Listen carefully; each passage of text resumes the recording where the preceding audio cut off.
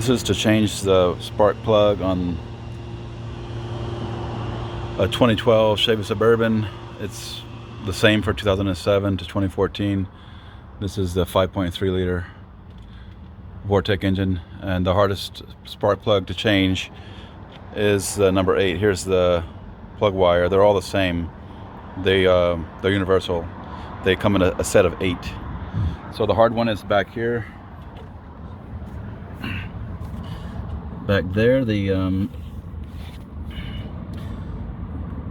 the hard one to get to, but people complain about. So that's number 8 spark plug on the passenger side. I've already removed the plug. The things you'll need to get that off are these gloves are pretty cool. I bought these at AutoZone. It's Gorilla Grip. They have a rubberized bottom here. You can grip on anything. Like, you can forget about the pliers if you have these gloves. I just pulled them off with the Gorilla Grip gloves. I just grabbed a hold of it with these gloves and just yanked it off in about 2 seconds. No need for a plier or spark plug pliers or anything like that. Just the gloves, and I mean literally like 20 seconds to take that off. So you need the gloves, and then this ladder. This is one of the important things. This is about a 4-foot ladder. It has 2 steps on it. You need something sturdy, of course, like this. I bought this at Lowe's. It's the little giant 4-foot ladder. 2 steps. That gets you at the perfect height. You see, as you see here, the second one goes up to this portion of the tire, and the height of it is about to the top of the fender.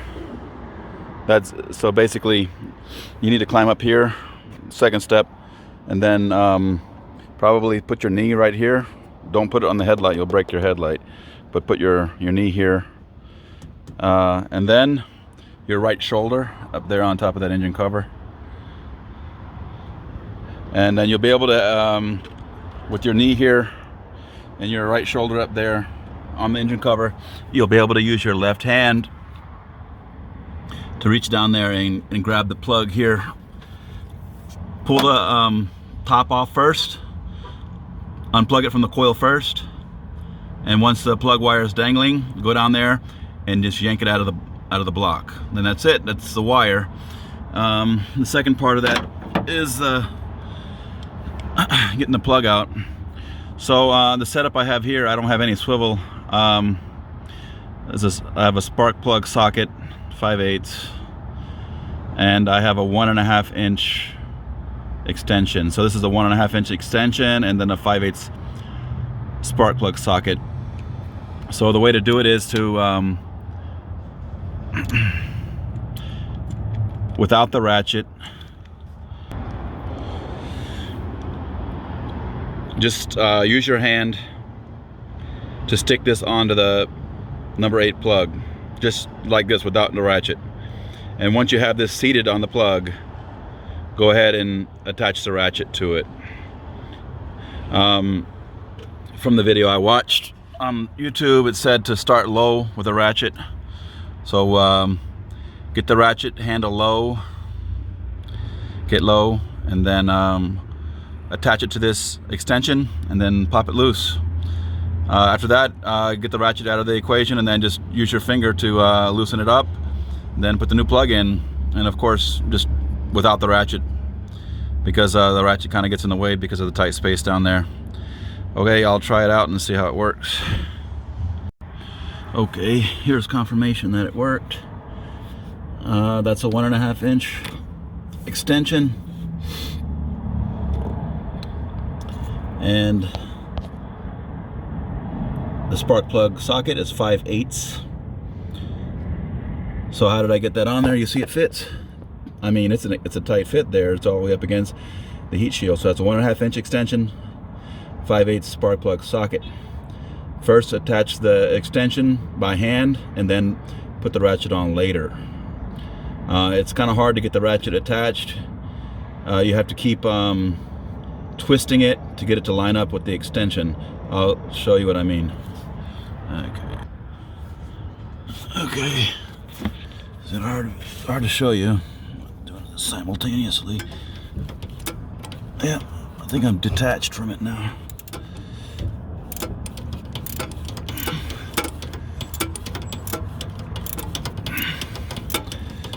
See, it fits in there perfectly. Let me get this damn thing off of here.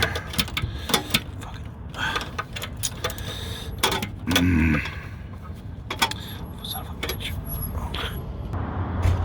Okay, so what I did was, with the extension here, with it attached, with it already seated on the plug, I seated it by hand without the ratchet. And then you need to get the ratchet to attach. So you got to, of course, line it up with this exactly like this. So I had to keep twisting the ratchet, you know, like this. And then I try to get it to seat on there. It didn't seat up. You can't really see because it's down there in the hole. But I kept twisting a little bit at a time until it finally popped onto here. And once it popped on there, all I did was loosen it up. And now I don't need the ratchet because I can do the rest by hand. And it was easy. That's because I had a little preparation. So now all you need to do, since it's already loosened up, is to hook this back on here, seat it by hand, and just loosen it by hand. It helps if your extension has a little grip right here, you see, so you can twist it better. Some of them are cheap and they don't have this grip anymore, but that helps you because you can just twist it like this. Twist it off, and then this is magnetic. There's a magnet in here. I bought this at AutoZone. It's a Duralast 5/8 with a 1.5 inch extension that has a small grip here. I don't think the ones that they have for sale now don't have that grip on it. My ratchet. This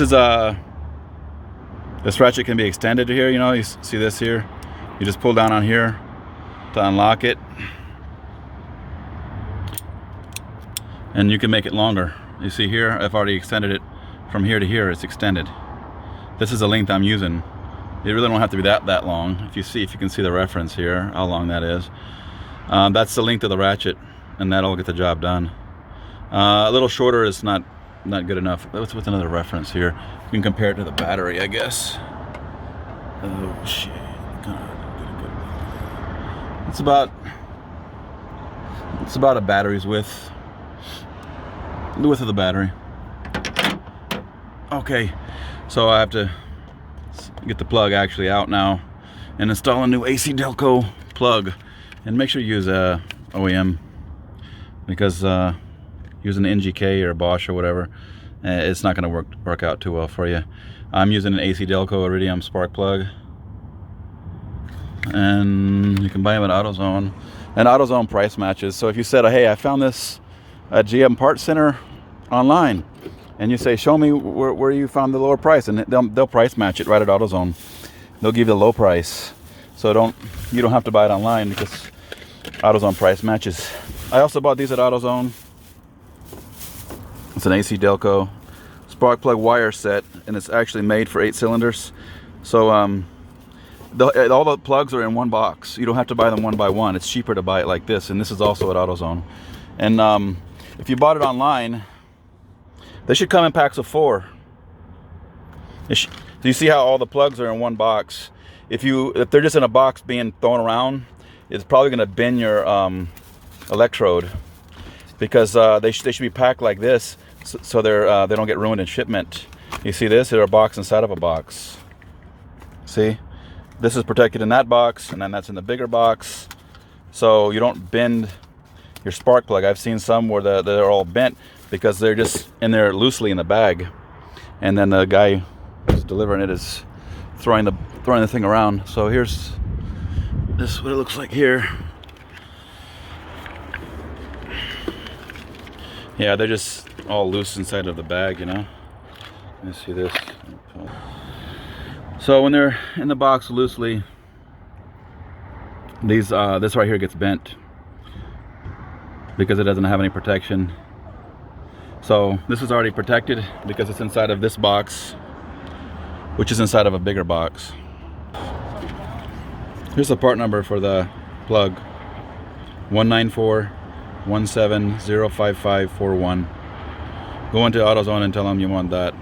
19417055541. And for the wire set, it's 19351570.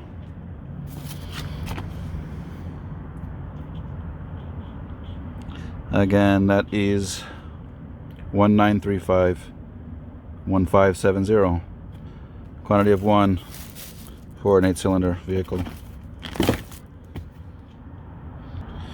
So to get the number 8 plug out, I used a 1.5 inch extension, but for the rest of the vehicle, for the other 7 plugs, this is a 3 inch extension. So you can use a 3 inch for the rest of it, but for the number 8 you need to use a smaller one, and that's the 1.5 inch. This is for all the rest of the vehicle, 3 inch. Okay, I got it out. Here it is. This is the number 8 plug. After using the ratchet to break it loose, I just used these Gorilla gloves and I hooked this up to the plug and twisted it out by hand. And since this is a magnetic spark plug socket that I bought at AutoZone, of course it's holding on to the plug pretty good. It just pulls it, it doesn't fall. It's magnetic and it has a little rubber inside, so the plug ain't gonna fall out. Okay, so that's how I got the actual thing out. Once I didn't need the ratchet, I just set it up there. The rest can be done by hand. Okay, there's that. So another important thing to note here is your points of contact, because you have to have your body in the right configuration or you're not going to be able to get back there. So this is how you do it. You put your right elbow up here, put your right elbow on the engine cover. That's where I had my right elbow, right there. And then put your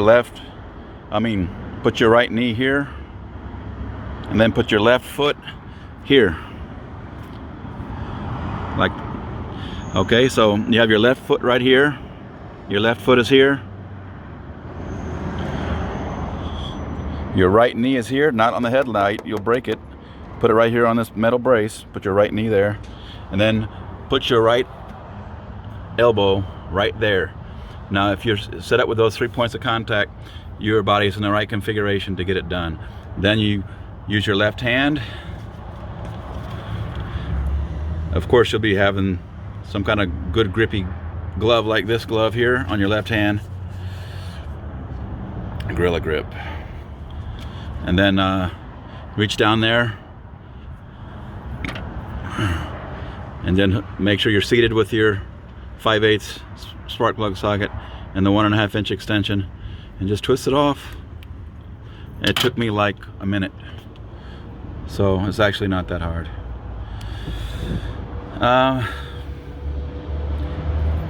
It was actually easier to get the number 8 spark plug out than to get these 2 spark plugs out here. These 2 plugs here were actually more difficult than that plug there, because I guess I did a lot of research. That's why that was so easy for me. But what made this easier was having the 1.5 inch extension with a 5/8 magnetic spark plug socket, a long handled ratchet, Gorilla grip gloves, this here ladder. You can buy the same one. I'm going to return it anyways back to Lowe's. I'm only going to use it just for this job. It's $99. It's kind of expensive, but I'm going to bring it back when I'm done. And then put your left foot here, put your right knee here, and put your right elbow up here. You can even rest your head on your elbow while your left hand is back there, because you can't see what you're doing. It's all by feel. So you can just look up at the clouds towards the driver's side of the car while your left hand is back there, and you can do the rest by feel, and you'll have that number 8 plug out. It's not really that hard. Here's the metal sleeve. Of course you need to I took this off the old one and I put it on the new plug wire. So when you put this back on here, you're going to put this the bottom first. Don't plug this into the coil. That's last. This is the easy part to plug in. This is the more difficult part to plug in. So just get it in there, you know, move it around, wobble it, wiggle it, and then stick that over the top of the plug, and then you'll feel it pop. Make sure you feel it pop. If you don't, then you know, kind of put some pressure on it and hold it there and make sure you actually got it seated well. And then if this is aimed down like the wrong way, of course it needs to be aimed up to get to the coil. You can just twist it up, then pop it in the coil. Done. And of course, here's the dielectric grease. I didn't use anti-seize on my plug because I said you can over torque it. So this is only the dielectric compound. That makes it easier to get this off because you put the dielectric compound, a little dab of it right here on this one. That makes it easier to pop it out when you pull it off there, and put the other dab of dielectric grease on the spark plug tip itself. So when you're pulling it off next time, it won't be stuck on there. You can actually just yank it off by hand, which is the easy way to do it. Anyway, I didn't use any pair of pliers or anything. All I did was use these gloves, and that's how easy it was. But it may be more difficult for you because it may be rusted on there. I live in Arizona, so I don't have much rust. Okay. So, yeah, I did the last thing. And then this side is a lot easier. This is the driver's side. If you can do the passenger side, you can do the driver's side. So, I'm doing the hard part first. You can see there's just so much room here. There's not a bunch of wires and tubes and stuff. These are actually, if you look at the plugs, they're aimed towards you. The angle of the plugs are aimed towards you. You see that? But on the passenger side, they're aimed away from you. They're aimed towards the back of the vehicle. You see that? You see how they are angled like this? They're angled back towards the back of the car. It's kind of silly. So these are aimed away from you. You see how they are there? They're all aimed towards the back of the vehicle. Plus you have all this junk in the way. You have the oil filler too, which will mess with you on this one. You got to get around that. You have this. When you're getting back to that last plug, you have to get your hand below this. Try to pick it up and then work your hand underneath this. Once it's there, you're good. And then this side, of course, it's just, you can see the plug wires, how they're angled. They're angled forward. So this is actually, not only is there less stuff in the way, they're also angled towards you. So that's just the easy side right there. No problem there. If you can do the passenger, that's like a walk in the park. Driver's side. Okay. And the plug comes pre-gapped. The instructions say do not gap this, because this is an iridium plug and you can ruin it. So they come pre-gapped from AC Delco, so you should not have to do anything with spark plug gapper. They're already pre-gapped. So that's all you need to know, and good luck. Should be pretty easy. Okay, I have another pro tip for you. Not really a pro tip, but a tip. This right here is going to be in your way for the number 8 plug. Pick this up with your right hand, and then get your left. If you can't squeeze your left hand in there with that wire in the way, so you're going to pick this up with your right hand, and then you're going to stick your left hand in there and get access to it. But you have to pick this up. So I picked it up, and once I got my hand in there, just let go of it. And I'm attached right now. I'm just torquing it down. Just torquing it down. Okay, so you see how much room there is in there. There's not very much. Sort of zoom on it a little bit. Not too much room. That's the back of the heat shield. And again, I rested here. I put my arm up here, and because you can't really see what you're doing, you might as well just rest your head on your arm while your left hand is feeling around there. When you put the plug in there, you can't really see anything. It's all by feel. And the best way to do it is to you have the spark plug and the extension in one hand, but without the ratchet, of course. And then you use your finger, you stick your finger in the spark plug hole there. So once you feel it, your brain is telling you where it is. You say, okay, that's where the spark plug hole is. hole is, and then you get the extension in the spark plug socket with the spark plug on it, of course, and then now you know exactly where to put it. So then you once you get it there, you start twisting it by hand. Don't use a wrench because you may cross thread it, and then keep tightening it until you can't do it by hand anymore. And then you need to attach the ratchet, and of course you need to keep spinning the ratchet head until you can line it up with the extension, and then eventually it'll just pop on there and you can torque it. So that was so easy compared to all the complaints I've heard about it. That was the easiest plug so far. I don't know how. Yeah, I probably had a little research. You got to research things. As far as, it's kind of like an acrobatic move to get back there. So don't do the job on a full stomach. Make sure your stomach is empty, because if you just ate, you're gonna have your stomach like on this fender, and it don't feel too good if you're full. So do it on an empty stomach, and when you have your foot here, your calf muscle is going to start hurting, because all your weight is going to be on this calf muscle. So stretch your calf muscle out, I guess, and your back may start hurting too. So stretch before you do it. It's a kind of a physical maneuver, because it's just way, I mean, it's just so far back there. Look how far back that plug is. It's just way back there. Anyway, it's a little bit of an acrobatic move, but you stretch your left calf muscle out, and then get your back ready for it, and don't eat before you start, because I tried it yesterday and I was full. I had my stomach against the freaking fender here. Shit hurt so much. Okay, this is gonna be easy. Okay, that's the last tip I can think of.